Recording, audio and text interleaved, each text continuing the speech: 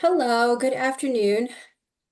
Thank you for joining us for our fifth webinar in our induction webinar series, From Surviving to Thriving, Transforming Support for New Teachers. Today's webinar, we're going to focus in on teacher induction policy. How can our state policies support teacher induction, to support teacher mentorship, and provide some guidance and some encouragement for those pieces of work in schools today.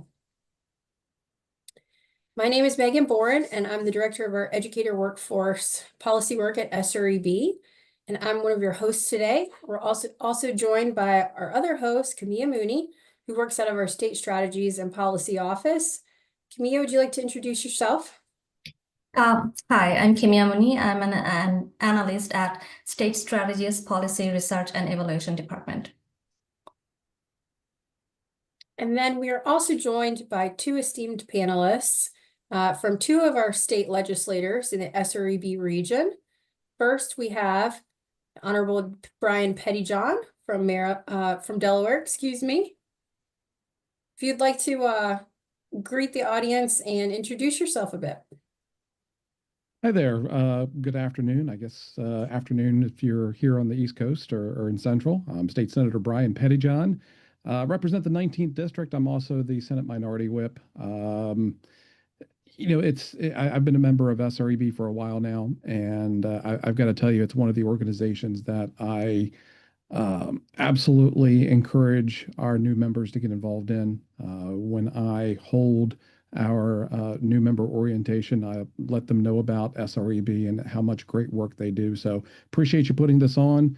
This information is great for us as policymakers in legislatures, as well as the administrators in our schools. So thanks, Megan. And next we have Delegate Eric Ebersol from Maryland.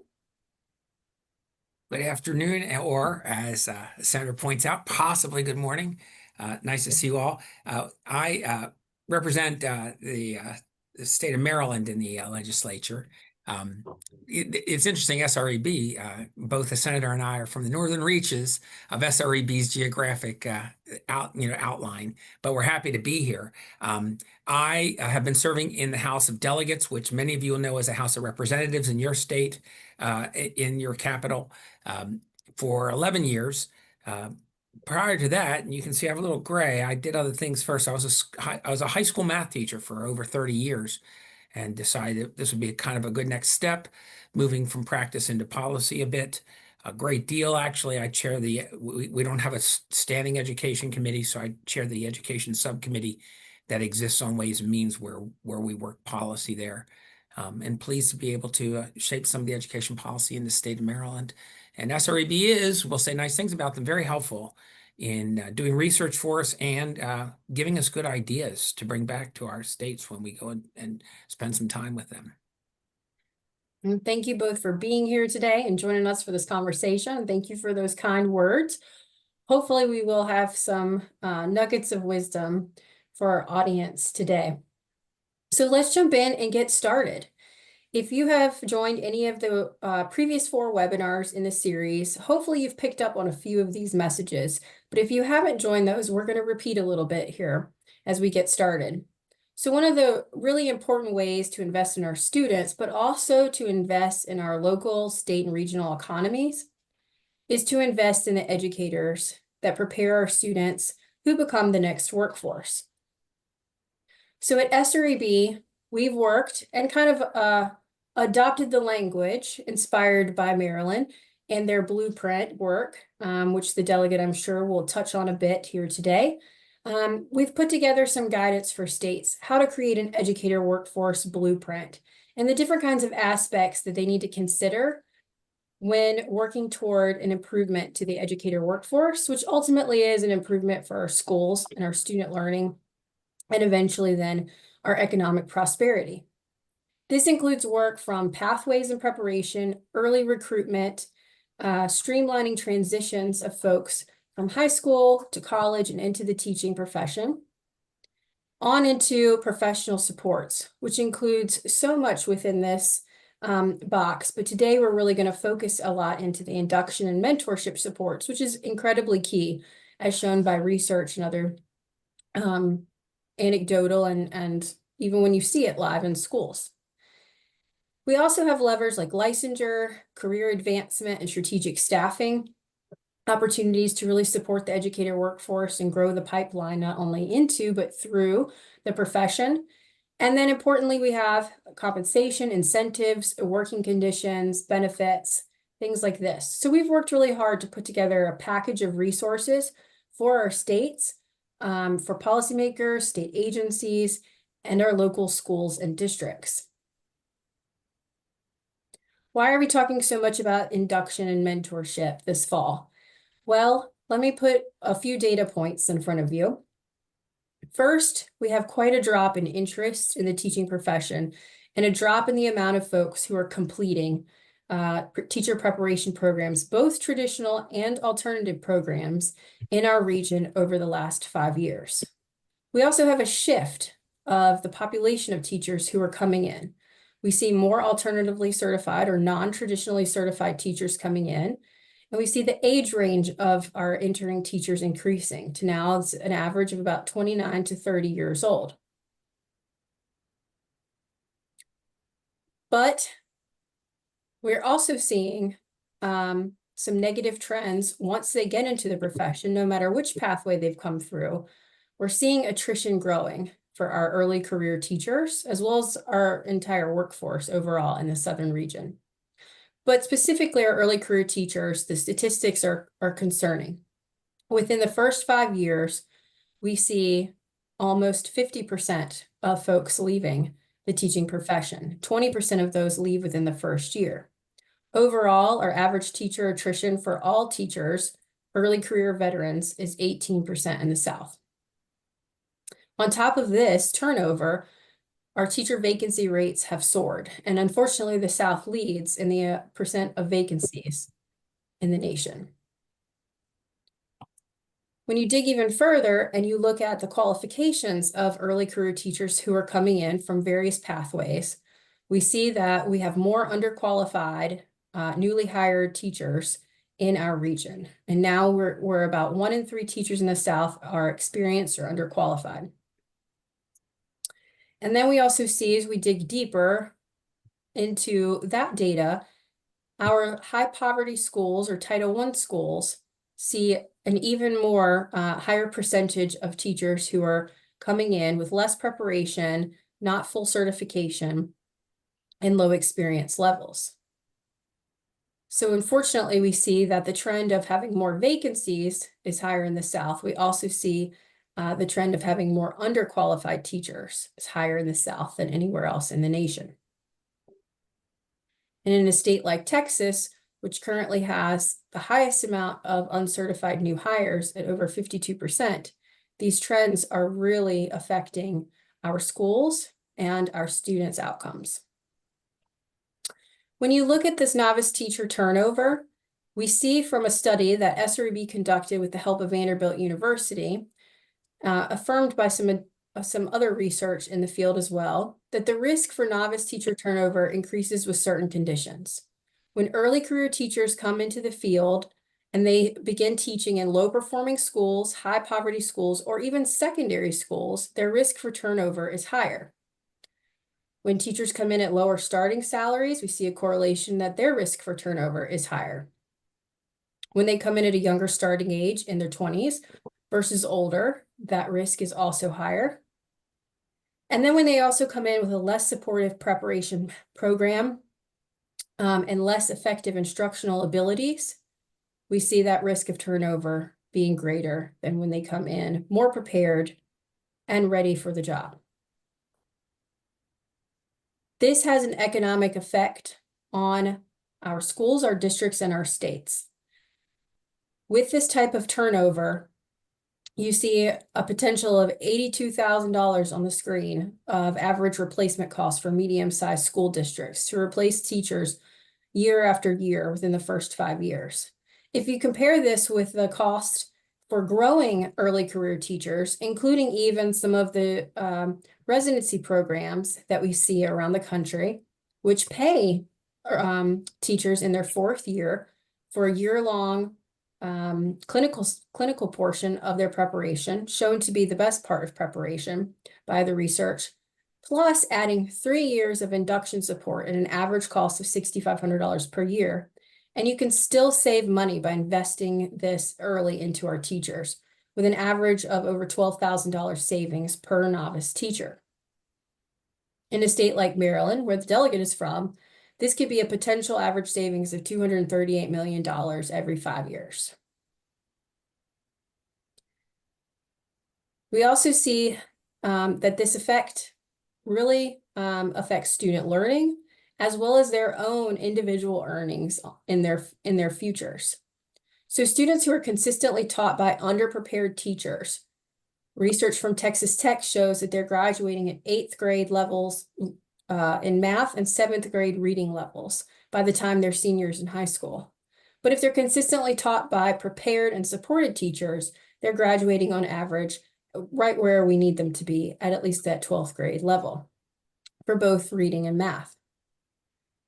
Texas Tech went further in their research to study what does this have, what effect does this have on students' abilities to earn wages in their future 8 years after graduation. And when you look at that data, you can see an average of over $120,000 increase in lifetime earnings per graduate when they're taught by only 10% more fully prepared teachers. This, of course, would increase our tax returns and our economic gains in our states and in our region. So all in all, adequately preparing, supporting, and valuing our new teachers leads to higher retention, it leads to improved student outcomes, and it can lead to more economic gains in our region. So we turned at SREB to how can we help our states, our schools, and our districts really invest and support our new educators. We produced the SREB Teacher Induction Framework.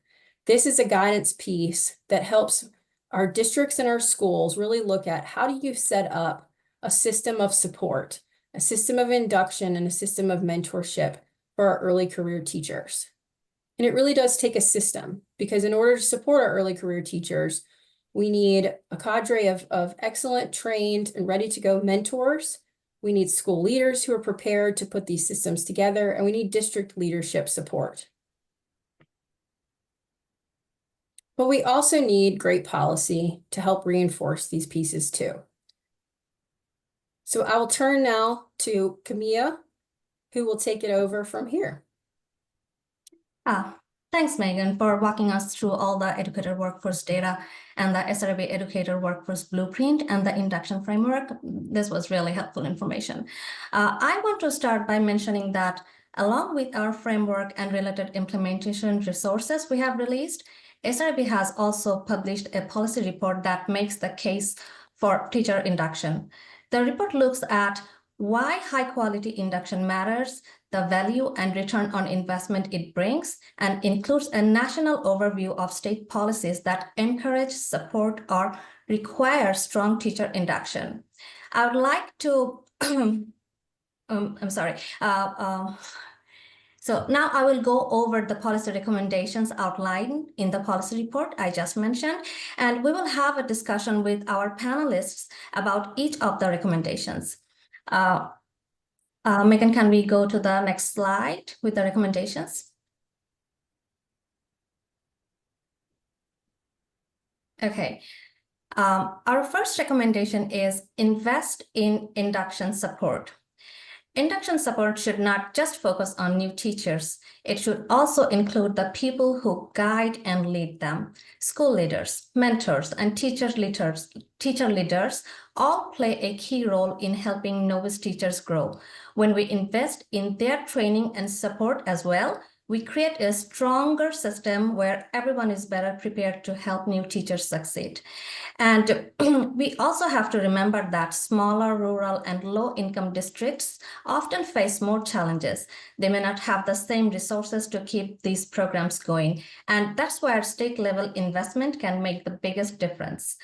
With that in mind, I would like to ask our panelists my first question. So to help grow and support new educators, and ultimately increase student learning, why should states prioritize investing in supporting new teachers? Well, I always defer to the I guess senator. I'll go ahead and Good, there he goes. Yep.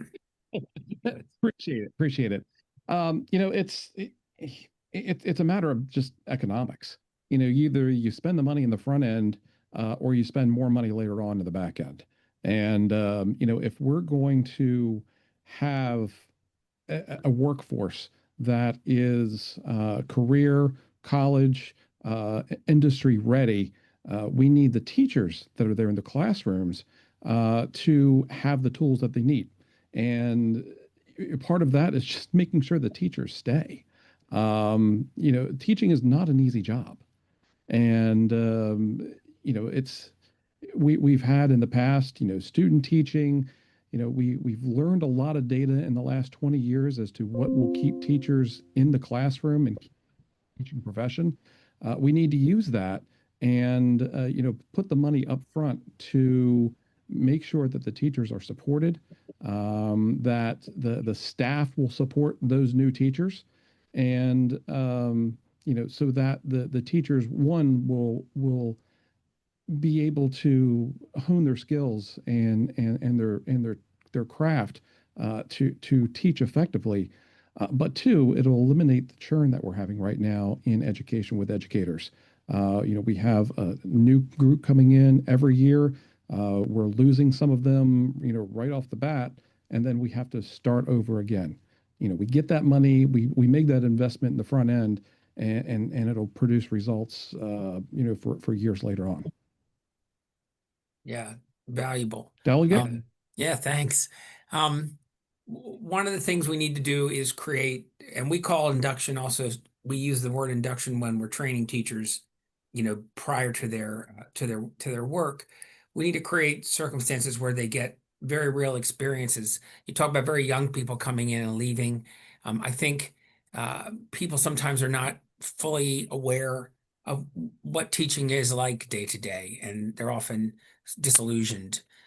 They can get through that. We can help them through that. And we have a couple of things that we kind of let teachers know that we want to do in Maryland. Now I say we want to do because one of them is written into a piece of legislation we passed several years ago called the Blueprint for Maryland's Future, which is designed to, and we delayed it because of budgetary considerations, but I fought that very hard, to move from a sort of 80%, 20% split between time in the classroom and time out when you can do other things. We call it collaborative time, but it doesn't mean necessarily working together. It can mean talking to parents, it can mean planning solo, it can mean grading papers if necessary for them to collaborate with themselves or with others. We wanted to go to a 60-40 split there. And I think generally that's a very good thing for us to tell if we can offer it. And like I said, we're getting there. If we can offer it to teachers and say, you know, you're going to have good work conditions here. You're not going to be completely worn down. Come into the profession. Once you get there, if we don't burn you out right away, maybe you'll hang around for a while. So creating more time for teachers to do their job better, I think will make them stay because they'll feel like they're doing a better job. And then also, I think the prospect of continuing to work that way. The other thing that we're doing for teachers to look at in the future to keep them around is we created something called a career ladder, which is designed to allow teachers, as they become more expert, to become what we call get on expert review teams, to become leaders in the building without necessarily becoming an administrator. They can become part of expert review teams, spend a little more time out of the classroom helping other teachers. And then, of course, we talked about it, and this is, you know, mentors. If they become mentors, of course, they can then lend some of their expertise. But I think the prospect that down the road you'll be doing more than merely teaching in the classroom, you will have other professional responsibilities that will be valued.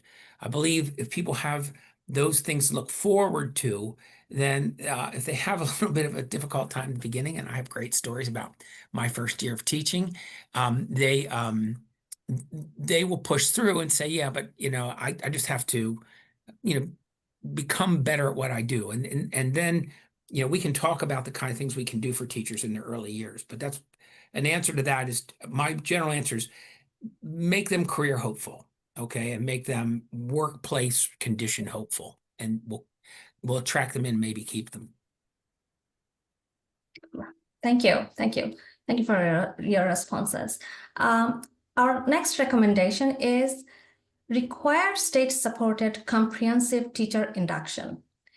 To make sure every new teacher gets strong, consistent support, states should require school districts to provide at least 2 years of structured induction for all beginning teachers. Induction should be a long-term system of support, not just a short program. It should connect all parts of the school community, new teachers, mentors, coaches, and administrators, so everyone grows and learns together. And for this to really work, state and local partners need to collaborate closely to build and sustain these systems. So on this context, my next question to both of you is, to ensure all new teachers receive dedicated and impactful support, should state leaders require school districts to develop and implement at least 2 years of structured teacher induction for all novice teachers? As a yes or no question, the answer is yes, of course. It's always a matter of affording it. And we talk about setting up mentors. I think one of the things you have to do, you have to honor people's time and skills. If you assign mentors to teachers, you have to either pay them with time or pay them with money. Okay, you have to offer them an incentive. Otherwise, it will be something that if they're doing it voluntarily, they do it with different levels of seriousness.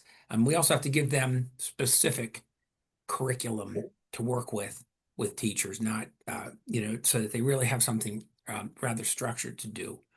Another thing that I'd like to require, which is on the same lines but not identical, is creating cohorts. And I did have a legislation, didn't pass it, working on that, where new teachers, first and second, I went up to 3, would be able to sit in groups and talk about what are their challenges in their opening years with, a senior or experienced teacher sort of guiding the group. So it doesn't just become, sort of a crying session over those first few years. I do remember my first year feeling like I'd had all the support in the years I was in college and my induction in college, but I was suddenly rather alone, not very effective, and was not sure that I really had the skills I thought I had had earlier. I think if I'd had some other people to share those experiences with, and we talk about how we were coping with them from the similar perspective, there would have been a little bit of solace in that we had company, but also we might have been able to, with the help of a guiding teacher, have some productive, support and some productive concepts of how to manage. Senator Pettyjohn, you want to add something? Yeah, and I have to echo what my friend Eric said. Absolutely, that's something. It's a no-brainer. The more support you can give, the more structure you can give to these induction programs, the better the results are going to be later on for our young educators out there. But I have to agree as well. There has to be something in it for these teacher mentors, whether it's extra pay for extra responsibility, EPR as we call it here in Delaware, time, something. Otherwise, it's just another thing that our teachers are forced to do when they already have a very overworked schedule. They don't have enough time for planning. We need to make sure that the teachers that we're choosing for these jobs have the bandwidth to do it and have the support that they're going to be able to do it and do it effectively, so that we get the results out from the teachers that we're looking for. But I'm right in line with what Delegate Eversole said. Senator Pettyjohn, I believe from our research, Delaware has the longest amount of teacher induction encouragement, at least, and some requirements there for induction at 4 years. Yeah. Do you have any thoughts about how that came about, how it's working, or any reflections on that in policy? I do think it's working well. How it came about, it's we look at the data.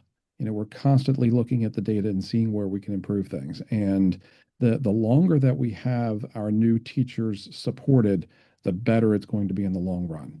Now, your first year, your first couple of years are more intensive support than your later years, but that also makes sure that there is a mentor for that teacher to go through, because there's things teachers that are in the classroom they don't run into year one or year two. They might run into year three. They might run into year four. But it gives them that baseline. It gives them that level of comfort in the classroom that's only going to be developed through time, so that when they get into year later into year three, year four, year five, that they're more comfortable. They're going to their mentor less, but that mentor is always there to help support them, and they have that person there to support them as they are learning the profession. Great.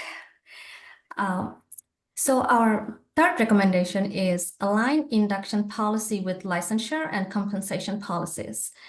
The goal here is to create a career continuum, a structure that supports teachers as they grow from residents and novice teachers to advanced and mentor roles. When states connect things like certification levels and differentiated pay to those roles, as you mentioned, that we need to pay mentors when they are mentoring the mentees, teaching becomes a more rewarding and lasting career. It encourages teachers to keep growing, build new skills, and take leadership roles like mentoring others or leading a team. So with that in mind, my next question to you is, how should states integrate induction policies with licensure and compensation structures to align support with career ladder opportunities? Go ahead, Eric. No, you go. Please, I insist. So, one of the things that we're looking at doing here is, first of all, we do encourage teachers to improve, and the blueprint calls for a substantial pay increase, not just a bonus, year over year, a $10,000 a year pay increase for teachers who get national board certification. And they have to renew it every so often, but when they renew it, they continue to receive that amount. So that's one of the ways. And NBC didn't really exist when I was teaching. It just was showing up. So I don't know much. Most of my teacher friends tell me that it's hard and they think it makes them a better teacher. And those are the two litmus tests for me, that they have something that they really have to strive for. One of the other things that chases teachers out early is that, and somewhat guilty as charged, as teachers become veteran teachers, they find they're valued. Different schools will try to attract them to their schools. We find ourselves able to get positions at schools that are perhaps not as difficult to teach at, especially when you look at socioeconomics, various other factors. And that leaves openings in the more difficult schools to teach in. At those times, and new teachers, for a long time, that was a policy. We'll put them there, and we'll kind of test them out, see how they do. It doesn't work; it chases them out. And so we also offer, we call them schools that are concentrations of poverty. They're often Title I schools. There's a couple of other ways that we judge that they are in concentrations of poverty. If you have your national board certification and you teach at one of those schools, you get an additional $7,000 on your salary for the year. State pays this. And this is a way of getting really good teachers who have national board certification to come and teach at what might become what might be seen as the more challenging schools at which to teach, which is great for those kids, but it also then leaves a wider scope of positions for new teachers, so they don't end up being left with sort of the more difficult positions to teach. So we're trying to attract good teachers into teaching positions that might be seen as more challenging. And I think the ancillary effect is newer teachers, then they get into those schools, they feel better. They also see that, well, if they do those things, if they advance their skills, then they can also earn more money and can teach once they've got some skills in schools where the challenges are greater. Yeah, in Delaware, we still use, and I think most states do use, the steps and lanes approach when it comes to your base teacher salary. You get a step increase every year that you're there, but you also get an increase for the additional education that you have. So bachelor's, master's, master's plus, doctorate, doctorate plus, those are the lanes that we have in Delaware. So, one, we encourage the teachers to go ahead and further their education, once they are in the classroom, or come to us with more education as well. But, when it comes to additional things to advance their careers, there are some teachers that are happy just being a teacher.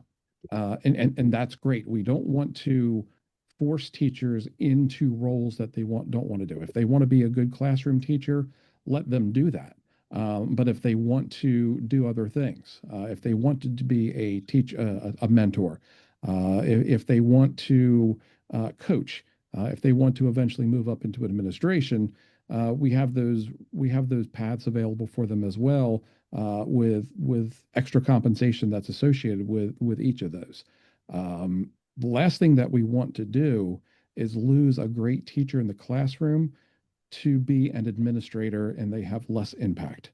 You don't necessarily always have a great teacher that makes a great administrator, and vice versa. And we've seen teachers that want to get out of the classroom, go into administration, and honestly, they're miserable being in administration, but they are having trouble with the classroom environment because of a number of different issues that we're seeing now in the classroom versus issues that we saw 5, 10, 20 years ago in our classrooms. So we want to make sure that as they are taking those extra responsibilities and getting that education, that we're able to support them with extra pay, extra benefits. And the first point that's on here, the differentiated roles, if we take a step back, the classroom and our schools are not just teachers and administrators. There are all other sorts of support, classroom support, teacher support positions that are out there. We just need to make sure that we are giving our building principals as well the opportunity to allocate resources as they need to allocate them for their individual schools.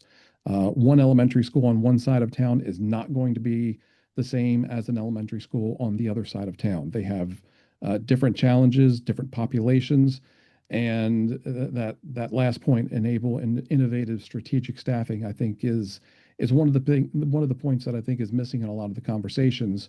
We need to allow those building administrators, the principals, to staff and to make those granular adjustments as are needed for those individual schools. And Brian makes a great point that, we also have shortage of administrators. Let's get around to that. But that you don't want someone to become an administrator because, well, it pays more money and they're worried about sending their kids to college because of personal needs. You want them to get into administration because they feel like that's something that they would excel at and something they would like to commit themselves to.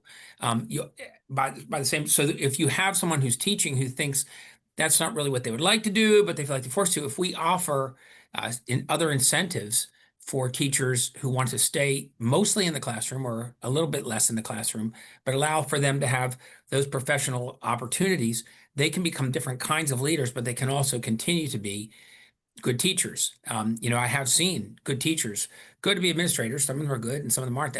But the point is we often lose classroom teachers and we lose them to salary considerations rather than professional considerations. So that's a great point, Brian, that we want people to go where they think they'll be the most effective. And I think we need to set structures that allow for that.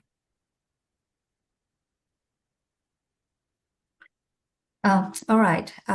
Our final recommendation is evaluate induction efforts for impact and return on investment.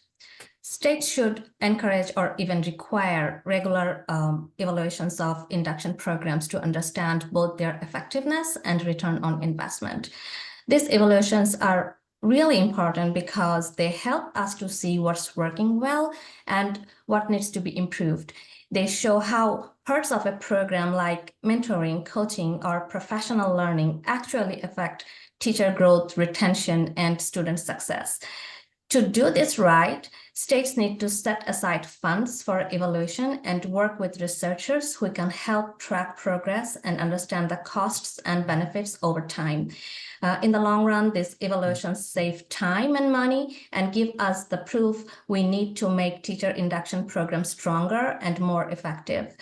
In line of this, my final questions to both of you is, how can state policies and guidelines be a key lever to encourage or require evaluating the impact of teacher induction programs, including their effectiveness and return on investment?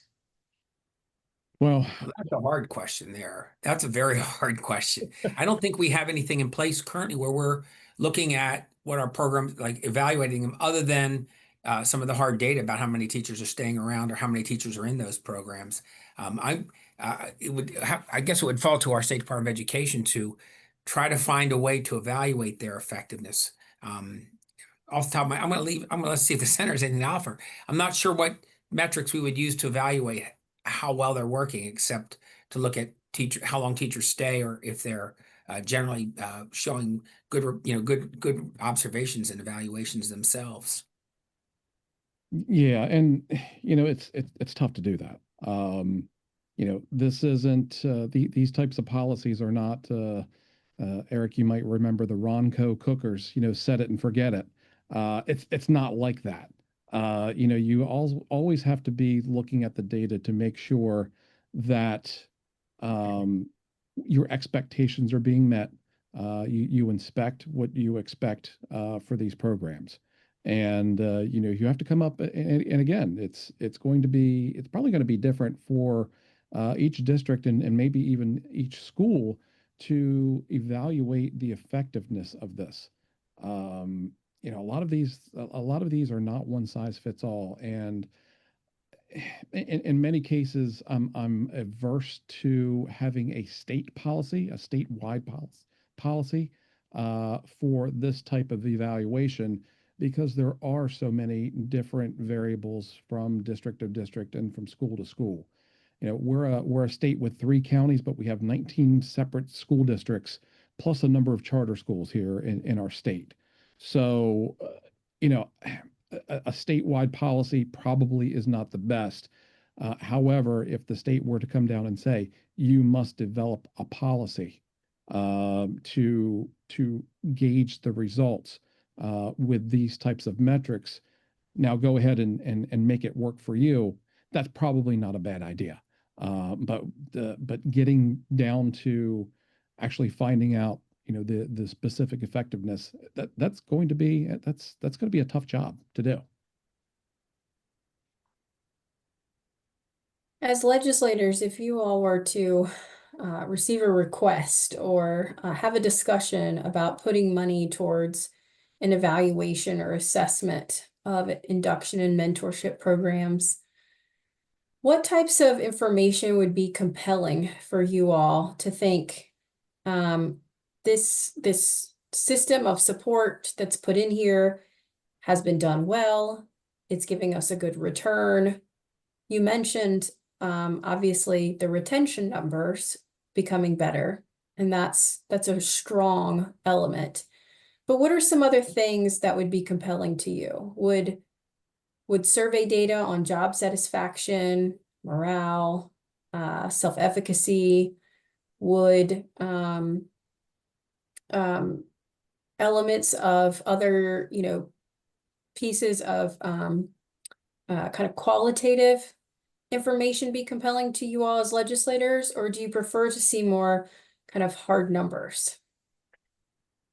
Well, the retention would be a critical one. I mean, how are we doing? And we could argue that your data was up there before I saw the graph, that if you don't have to replace teachers, you spend a lot less money looking for them and training them and that sort of thing. So we could argue that if we had an evaluation system, we should be able to clear some funding, because we would be figuring out ways to retain teachers better. I think a school climate survey for teachers to get a sense of what the school climate is like. That's what you kind of suggested when you talked about job satisfaction, that sort of thing. But as I said at the top of this question, this is kind of squishy. This is hard for me to think. I mean, I might leave a lot of it. And one of the things you have to remember about legislators is we're pretty smart, but we're not focused solely on education or focused solely on these issues. We have state departments that can come up with systems for this sort of thing. I think I might turn to them to talk about ways that they feel like they could evaluate these systems in terms of retention and satisfaction. One specific reason why this recommendation came about is during our research on teacher induction policies and our national scan, we really saw that there was not enough research on the effects of induction systems and mentorship systems. There's been some strong studies over the years inside of districts or across a few districts, some very compelling numbers, but we don't see enough of this research to really help make the case for investing in this, for having strong policy, and for supporting districts to implement systems of support like this for educators. So I'm curious if you have any reflections on that. And it seems like having some of the research is really a strong way to get legislators to back different programs of support. So any reflections on that? Eric, I'll let, well, We're both a little deer in the headlights on this one. That's good. I mean, you're pointing out something important here. I think, at the top of this, we said SREB is very helpful to us in getting creative about things to do. I think this would be one for us and the people who are on this call and the people who work with research facilities like yours and others to begin to think, it's great to say that we're having induction, but, you hardly do anything without evaluating it. And we're a little unsure of other ways than the few that have been mentioned off the top of our heads, how you'd be sure how you were doing. I mean, you could always look at student performance but that's risky as an indicator. Certainly you can do that. But yeah, this is something that probably needs to be done. Not sure of exactly how it would develop.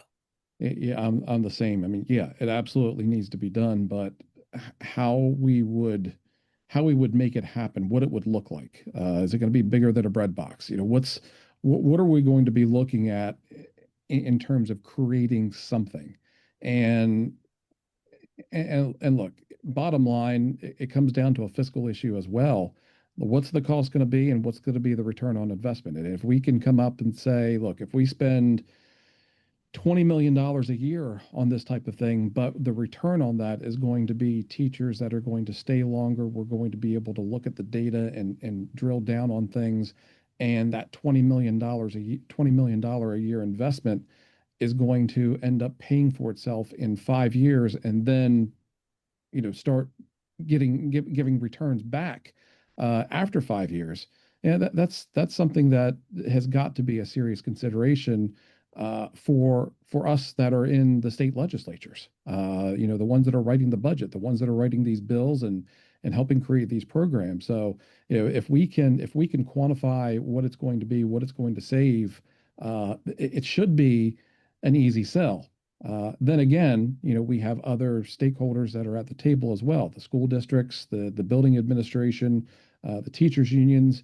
All of them have to have the seat at the table as we're developing this and get their buy-in to do something like this as well.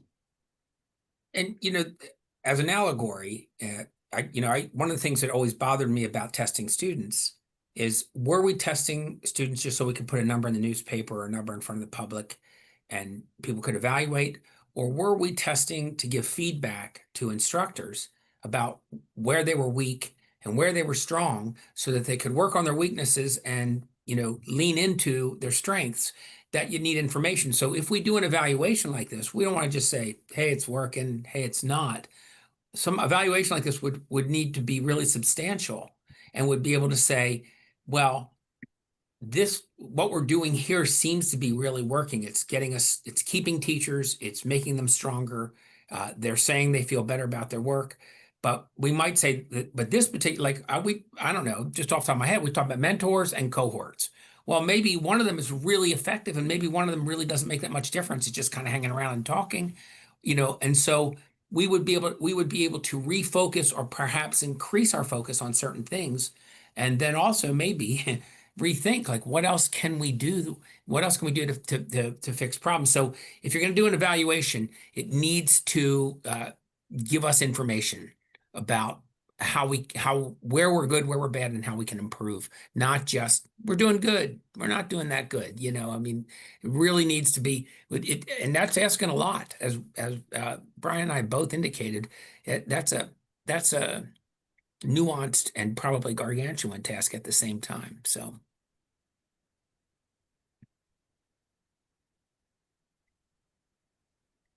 Well, we'd love to invite you both to make any final reflections about support systems for our early career teachers and those who support them, the policies that it takes to really make this work inside your states, inside your districts. Any nuggets of wisdom that you'd like to impart? Well, we've got to change with the times, and we've got to continue to evolve. Every year.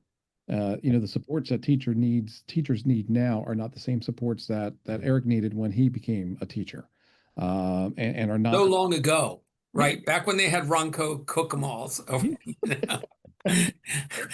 And they're not going to be the same supports that teachers are going to need 5 and 10 years from now either.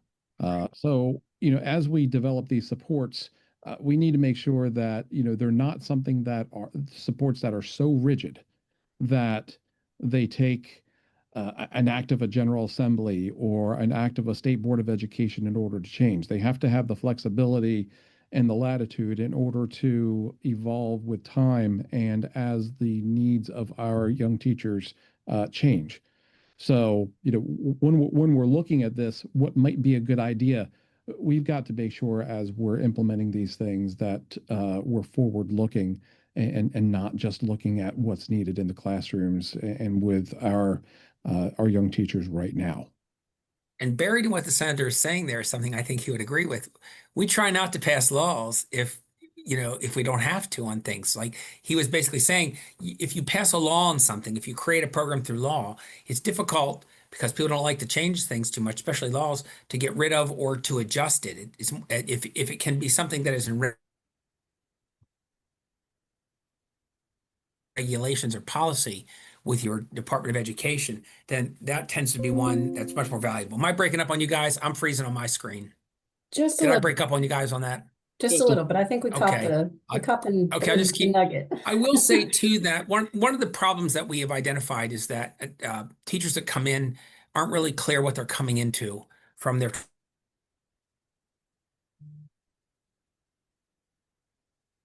Oh, we might have lost him for a longer term there.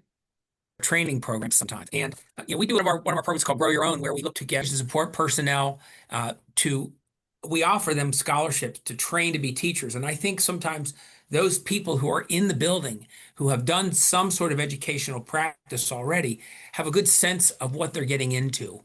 And so they tend to be, what I'm saying is we've talked about what we do for novice teachers. My thing is those people are sort of novices too. To be able to tap into them and bring them into the teaching profession, I think would ultimately will give us people who will probably have greater longevity when they get in there and probably be effective because they've been around the school setting. Well, thank you both so much for your participation in the conversation today. I think, and I hope our audience has heard some of those excellent pieces that you all have really lifted up. There's not a ton of rocket science to all of this. If you think about your own career and your own life, your family's careers, everybody just wants to really be treated like a professional, be able to do a job that they enjoy, have some common, respect, and have feel a bit of value, be able to pay their bills, be able to wake up the next morning and say, I'm ready to do this all again. So hopefully some of those messages have shined through. supporting our educators in this way, and treating them as professionals ultimately can help keep more folks in, and providing those great supports are really going to be able to go a long way when it comes to retaining our early career teachers. We'll do a moment of wrap up here. We hope that our audience has enjoyed the series of 5 webinars that we've had over the last 5 weeks. You can see them here on the screen. If you've missed any of them, or all of them even, perhaps, you are even going to be watching some of those recordings today or in the future. You can find all of them on our website at sreb.org/past-webinars. And in fact, you can find many other webinars around other hot topics in education on our website. You can also find a lot of other resources about the educator workforce pieces, as well as our school improvement pieces and higher education pieces. And please feel free to contact me or my co-chair on the Educator Workforce Steering Committee at SREB, Dr. Amanda Merritt. For myself, I will say thank you so much again. Camilla, I'll give you the last word. Yeah, thank you so much for joining us today and discuss all the important topics that we had to discuss today. And I hope our audience got a very good idea about what's going on in the teacher induction scenario in the states we work on. And thank you so much.